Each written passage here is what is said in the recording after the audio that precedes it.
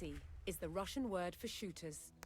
And from the late 15th century, the armies of Moscow had included regular troops, armed with an arquebus, a standard firearm in all European armies at the time.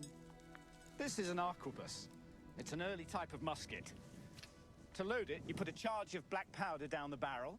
The ammunition is a lead ball. A paper wad seals the charge. Then both ball and wad are rammed home tight. To shoot the gun, priming powder is placed in the pan. The priming is lit by a match. Now, a match was originally a length of cord soaked in saltpeter, so that it burns slowly but continuously, and even in poor weather. When lit, this sends a flame through a small hole at the base of the barrel, which lights the main charge. One of the great advantages of the arquebus was that the ammunition was inexpensive and easy to make. Molten lead was poured into a special mold. It cooled to a solid state in seconds, making it possible for vast quantities of lead balls to be produced. They were finished by trimming off the excess lead, which was known as a sprue.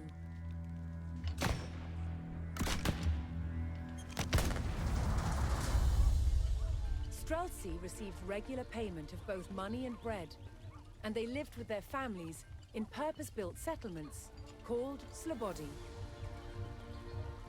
Streltsy were a new type of army, ordinary troops recruited from tradespeople and farm workers. An early arquebus had an extremely heavy barrel. To shoot it with accuracy, the gun had to be steadied, and Streltsy had a unique solution. This is a type of axe called a bardiche, and for the Streltsy, it doubled as a gun rest. Arquebus men were usually vulnerable to cavalry. Even with experience, reloading takes time, and cavalry covers ground very speedily. Once you've shot, your position becomes perilous very, very quickly. However, with the scything power of a bardiche, a Streltsy has at least the chance to withstand the cavalry onslaught.